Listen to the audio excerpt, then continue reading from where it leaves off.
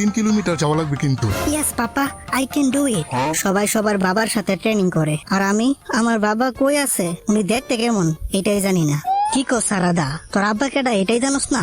আরে আমার আব্বা কেডা এটা তো জানি, বাট ওনারে কোনোদিন সামনাসামনি দেখি নাই, শুধু ওনার ফটো দেখছি। আমার বাবা আমার সারাদিনই ডাকাডাকি করে, সারাদিনই আমার চিপস খাইতে বলে, শুধু খাইতে খাইতে আমি কেমন ভুটকা হয়ে গেছি। এমনি চললে আমারে কি আর পোলাপান পছন্দ করবো, তুই বল। আচ্ছা বাদ দে এসব কথা, তুই আজকে ফ্রি আসছিস নি? চল আমরা একটু ঘুরে আসি, অনেক বোরিং লাগতেছে।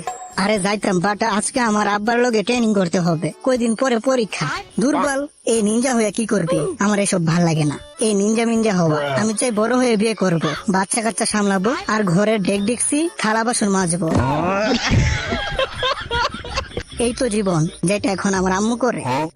তোর তো একদম নিয়ে চিন্তা নাই, কারণ তুই হলে উচি হাকলেনের মাইয়া, সারিঙ্গান দিয়া ক্লাসের টপারের থেকে কপি পেস্ট মাইরা দিবি, তাই তো তোর চিন্তা নাই। সব চিন্তা তো আমাদের। আর সত্যি বলতে আমার ভাল লাগে না আব্বার সাথে ট্রেনিং করতে, অনেক বোরিং লাগে। আরে